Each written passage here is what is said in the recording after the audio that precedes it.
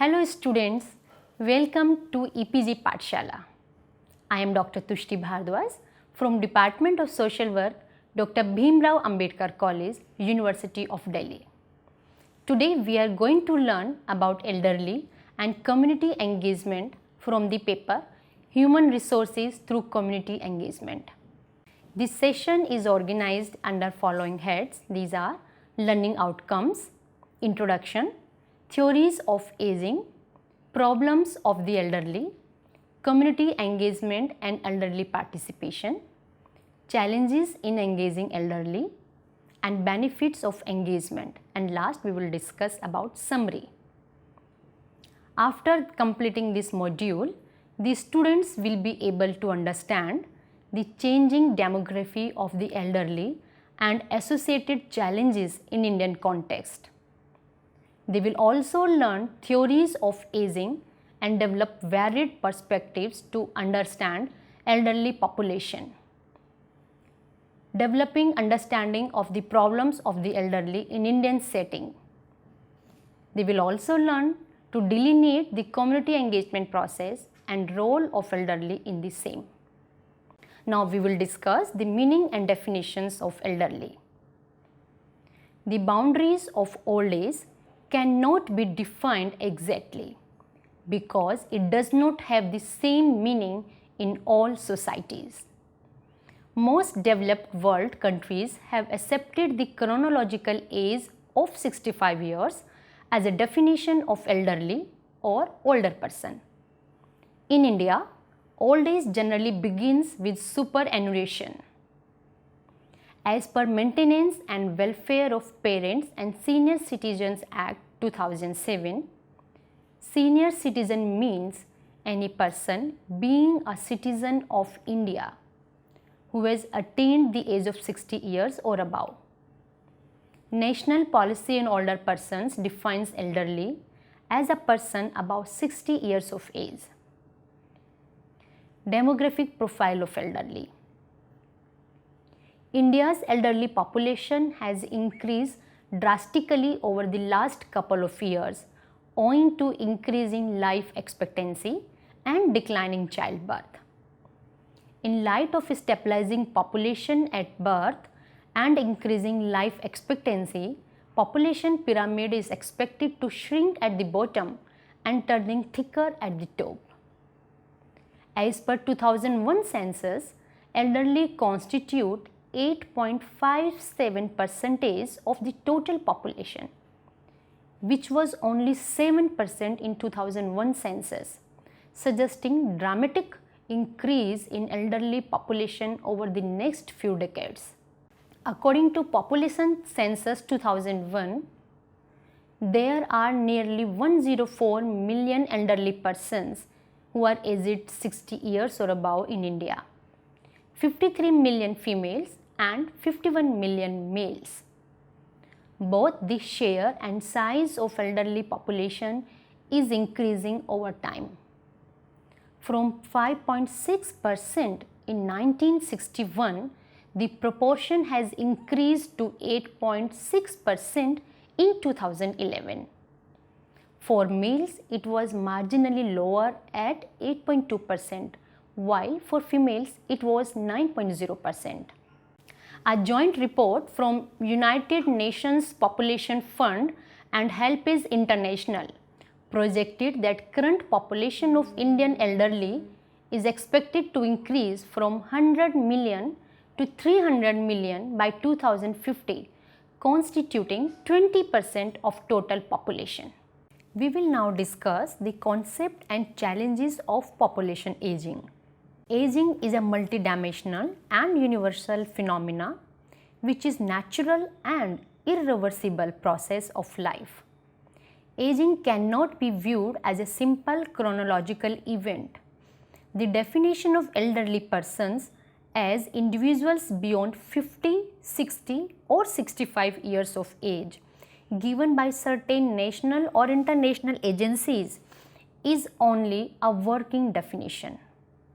In fact, aging is highly complex and heterogeneous process with numerous dimensions attached to it. With the passage of time, countries around the world are experiencing aging of population. Due to economic well-being and improved healthcare system, mortality rate is declining, resulting in increased proportion of older persons. This phenomena is called population aging. Population aging has profound social, economic and political implications for the country. The increasing number of older persons put strain on health and social care systems since government spending on health and social security increases with increasing elderly population. Forces of modernization, urbanization and migration are leaving elderly alone without care support from their family. Moreover, cultural transition is also posing a challenge to the elderly who find it difficult to adjust with changing culture. Thus, aging poses several problems of adjustment at every stage of life, especially in middle and later years. The physical, psychological and lifestyle changes during this period require elderly to make fresh adjustment in order to play new roles that are socio-culturally determined. In light of increasing population of elderly, poor care facilities and less focus of governments, United Nations declared adding life to years in 1991 and marked year 1999 as the International Year for Older Persons. This was a positive move as interventions have been more focused upon making old age a happier period of life world over, and elderly care became central point to all governments. This diagram represents that elderly need care and support from younger generation, and we need to look after their needs. The diagrams here represent the theories of aging.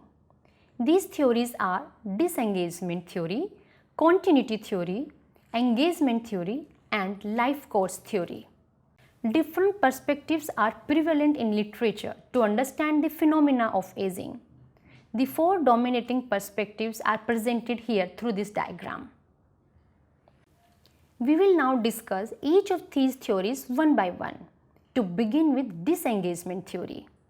This theory is recognized as the first formal theory forwarded by Cumming and Henry in 1961. Disengagement theory attempted to explain the process of growing older. Disengagement theory views aging as a process of mutual withdrawal in which older adults voluntarily slow down by retiring as expected by the society. Under this theory, as people age, they tend to grow more fragile and their social circles shrink as they start to pull away and be less actively involved. Proponents of disengagement theory holds that mutual social withdrawal benefits both individual and society.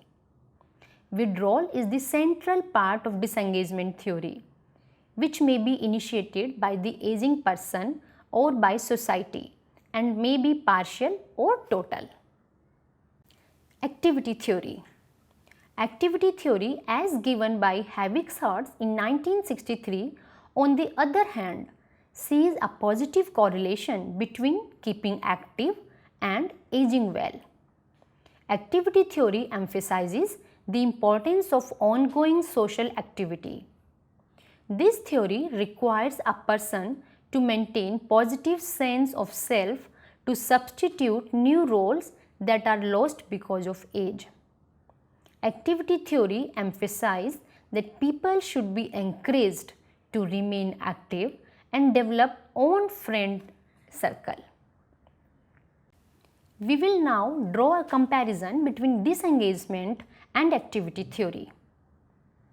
To date, research has not shown either of these models to be superior to the other.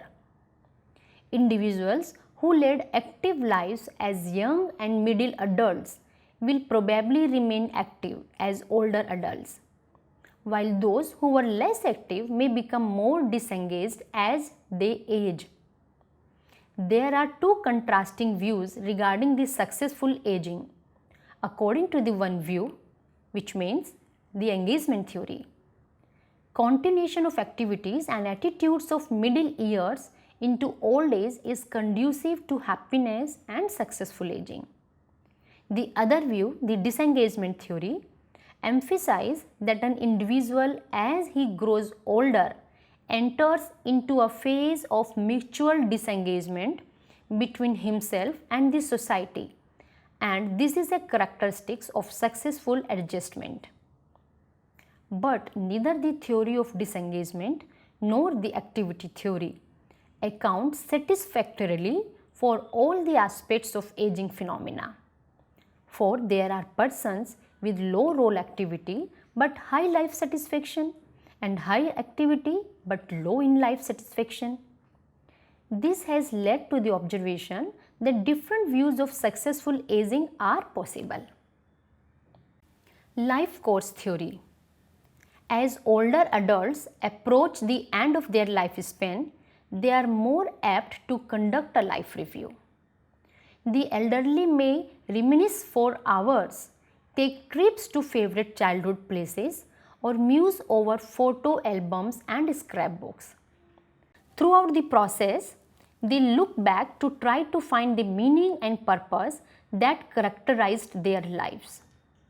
In their quest to find life's meaning, older adults often have a vital need to share their reminiscence with others who care, especially their own family. Erikson first developed this theory in 1950, which he later revised and expanded over years. Erikson presented psychosocial development to understand life course of individuals. This theory explains that at each stage the person faces a crisis or dilemma that he must resolve to move forward to the next stage. If dilemma persists, it may result in incomplete development. The primary psychosocial task of late adulthood, which means we are talking about 65 and beyond, is to maintain ego integrity, holding on to one's sense of wholeness while avoiding despair, which means fearing there is too little time to begin a new life course. Those who succeed at this final task also develop wisdom, which includes accepting without major regrets the life that one has lived, as well as the inescapability of death. During the process of retrospection, elderly develop integrity if they find themselves leading a successful life. But if they find their life as unproductive coupled with non-accomplishment of life goals, they become dissatisfied, leading to despair. Here is a picture which shows that elderly do reflect back on their life. We will now discuss the continuity theory. The continuity theory was formally proposed in 1971 by Robert Attlee. The continuity theory of aging states that in making adaptive choices, middle-aged and older adults attempt to preserve and maintain existing psychological and social patterns by applying familiar knowledge, skills and strategies. This theory states that older adults try to preserve and maintain internal and external structures by using strategies that maintain continuity. In later years, adults tend to use continuity as an adaptive strategy to deal with changes that occur during normal aging. Continuity theory has excellent potential for explaining how people adapt to their own aging. Problems of elderly. The diagram here represents the overlapping problems which elderly in our country face. These problems are physical problems, social problems, financial problems, and emotional problems. Old age is generally viewed as an unavoidable, undesirable, and problem-ridden phase of life. These problems usually appear after the age of 65 years. For engagement of the elderly in any program, it is essential to understand their concerns as it may limit their participation. These problems are overlapping and may be divided under four heads, which we just discussed. I repeat, these are physical, psychological, emotional, social, and financial. We will now discuss the physical problems of elderly. Old age is a period of physical decline. The physical conditions depends partly upon hereditary constitution, the manner of living, and environmental factors. Elderly experience decline in capabilities of all their sensory organs, resulting in loss of vision, hearing, smell, skin feel, and even change of taste and eating habits. Due to loss of teeth, jaws become smaller, coupled with loss of dentures affecting eating, appearances, and even speech. Skin pigmentation appears, hair becomes grey, nails become thick and hard, muscles become weak, resulting in hand tremors. With weakening bones and declining abilities, elderly becomes prone to fall and fracture. Arthritis is one of the most common physical concerns seen amongst the elderly population. Due to the weakening regulatory mechanism, the body temperature is affected. Therefore, the old persons feel the change in climate more profoundly than others. With weakening digestive system and restricted mobility, their diet becomes poor. They also become prone to heart disease, respiratory disorders, and other minor ailments. Elderly experience insomnia and difficulty in sleeping, which may have emotional reasons too. Declining physical health coupled with restricted mobility impact social interactions and relations of the elderly. Another common problem in old age is bedwetting or incontinence. Women generally suffer from incontinence due to weaker pelvic muscles, while men tend to develop it due to enlarged prostate glands.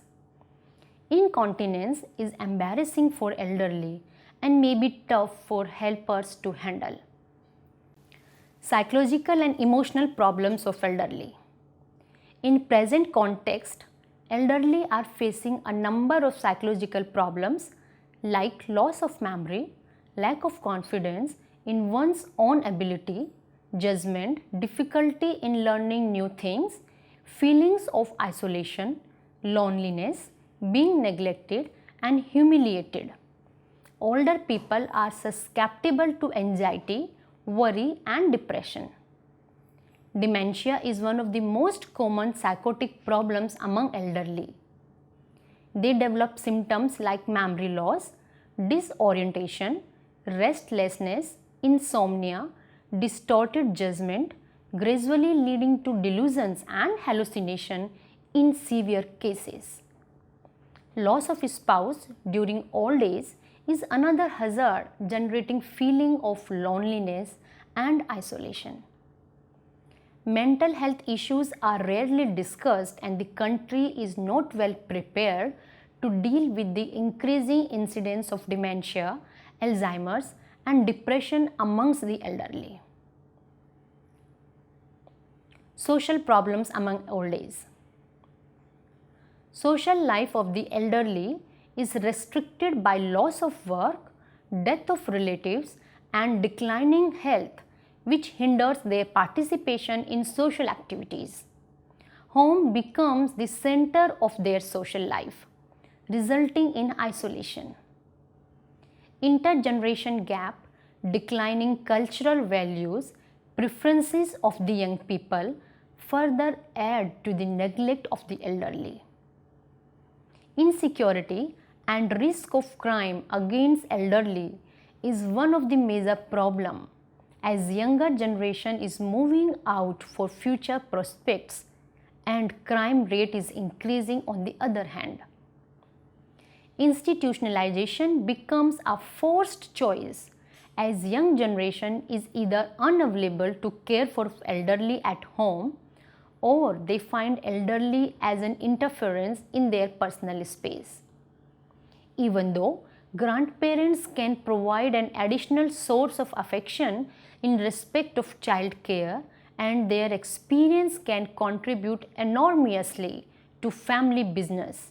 But unfortunately, this is often ignored by young generation as for them, personal space remain priority. Being socially isolated can carry some risk, including cardiovascular disease, being less physically active, reduced mental and physical health, as well as depression. Social connections are extremely important to people's well-being and promoting quality of life as it keeps them active and give meaning to their life. Financial problems of elderly. Retirement results in loss of income coupled with insufficient pension to meet the cost of living. Further, it is more a problem for those never worked in young age as amount of old age pension received through the government is not only inadequate but also associated with problems in receiving grants. In such scenario, elderly have to look forward to the young children to meet their daily needs and become dependent on them. Many times, their concerns are compromised as concerns and requirement of young generation get priority. Declining health also put additional cost to elderly, which is more troublesome for those not having any reimbursement provision. Government hospitals remain the only resort to them, where quality of health care and delivery of services are questionable. We will now discuss the community engagement and elderly participation. Elderly, owing to their life experiences, are a big resource for any country if their potential is utilized appropriately and they are being engaged in social care and development of their communities. In this backdrop, it becomes important to understand nature and level of engagement for elderly.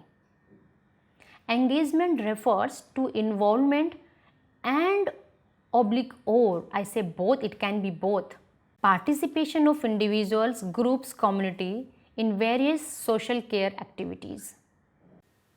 It is important to emphasize that engagement is not only about listening but also about working closely with and taking decisions and actions in response to the given feedback. Engagement is most likely to be successful when potential barriers or hindrances for both elderly and organizations are taken care in the beginning itself and enough provisions are made to overcome those. Engagement may be achieved at various levels ranging from consultation for an activity to involvement in decision making. The Lambeth Community Engagement Toolkit describes 4 levels of engagement which are 1. Informing, 2. Consultation, 3. Involvement and 4th development.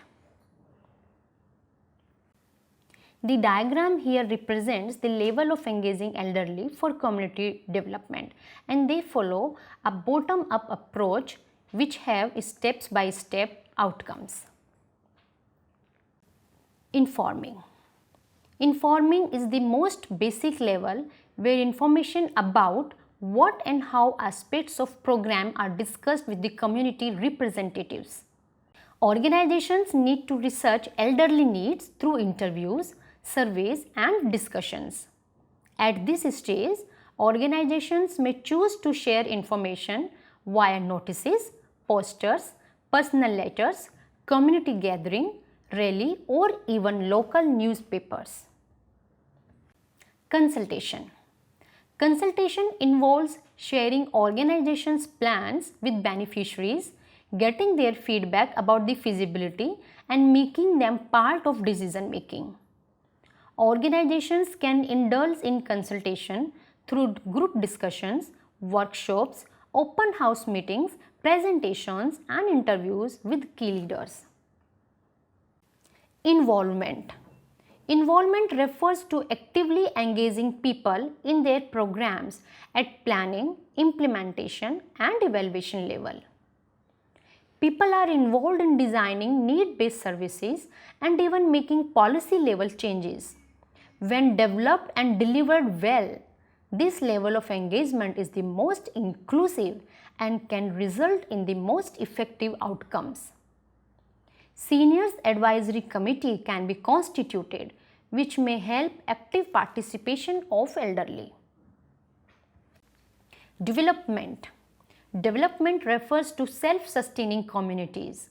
At this stage, communities take charge of their concerns and develop courage and motivation to act themselves with minimum guidance and support from organizations. The role of organizations is limited to provide information and resources to a community to make its own decisions.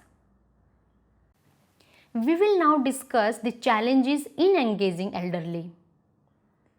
Process of engagement is not free from hurdles, but organizations need to tackle them intelligently.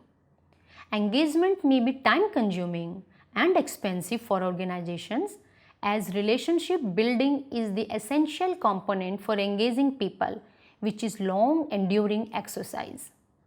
Some of the common challenges which organizations may face while engaging elderly in their programs include ageism and age-related changes, life changes, limited literacy, and use of technology. Ageism and age-related changes. Ageism refers to a perception or attitude that results in discrimination on the basis of chronological age. As people get older, they are often treated differently than younger people. It is commonly assumed that they are weak, fragile, conservative, and perhaps short-tempered.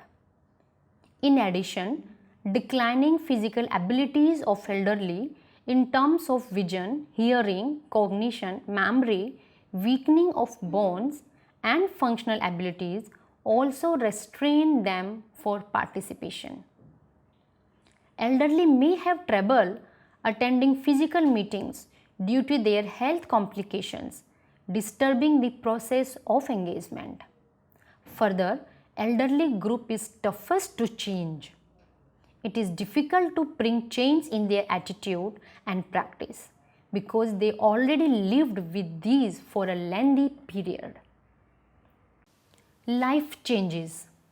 Elderly may want to spend time with their grandchildren, attending religious gatherings, and may have travel plans, which may reduce time available to them for community engagement. They may also want or need to continue employment or income or simply out of interest. Literacy and use of technology. Elderly might have had limited educational opportunities or support in early years, which may keep them away from participation. Further, they may not be familiar with the use of information technology and not comfortable in using computer, email, smartphones, or other modes of communication. But we need to consider that regardless of literacy levels and familiarity with technology, seniors have extensive knowledge and life experiences that are invaluable for community engagement. If elderly people don't have the required skills for participation like IT familiarity, it then becomes obligatory for organizations to train them. Benefits of engagement. Engagement of elderly benefits both the organizations involved as well as the elderly being engaged. Here we will discuss the benefits of elderly engagement under the two broad heads. First, the benefits to the organization, and then we will discuss the benefits to the elderly. Benefits to the organization help organizations to improve their services by getting feedback from the service users. It helps organizations to build up and strengthen their relationship with communities, which in turn contribute to credibility building. Process of engagement helps to reach even those groups and individuals which are hard to reach directly for the organization and unable to access the services.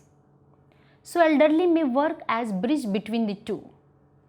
Engagement helps design need-based services, thus enhancing utility of services and improving client satisfaction.